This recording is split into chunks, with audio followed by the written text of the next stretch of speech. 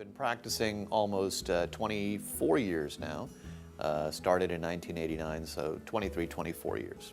I do mostly a litigation practice, so I'll see people that have been detained by immigration, that have gone to the detention facility and they need to get out.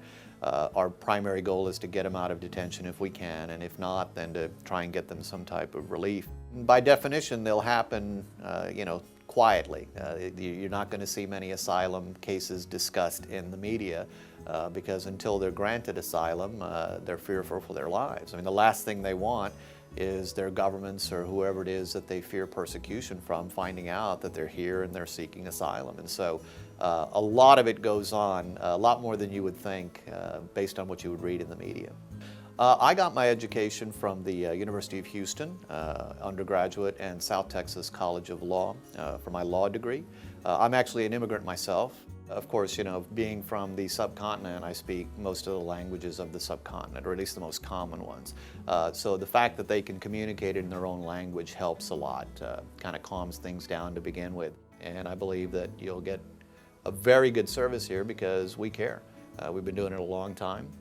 We know the procedures, we know the personalities involved. The different judges have their own personalities, the prosecutors have their own personalities, the immigration officers have their own personalities, but we also know the law. And so if you come in, you're going to get not only a truthful and accurate representation of what we can actually deliver based on the law, but you'll get a lot of experience behind that. In addition to the experience that we have, I also do some other things that I think reflect favorably on our firm. I also am an adjunct professor at Texas Southern University's Thurgood Marshall School of Law. I teach a course on crime and immigration there, teaching law students that, hey, when you represent immigrants, that if they're charged with crimes, how you plead to those crimes are really important. In addition, I've served on both the Advisory Commission and the Exam Commission of the Texas Board of Legal Specialization. These two commissions review the qualifications of lawyers, they write up the exams for board certification, and then they grade them to determine who should or should not be board certified in immigration law. I served 6 years on both of those commissions as well.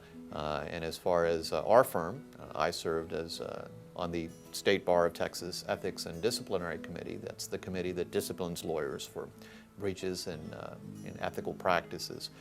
Served on that committee for 6 years and served as its chairman. So people who come to this firm will get very good representation, ethical representation, and they'll get the best result that the law can provide.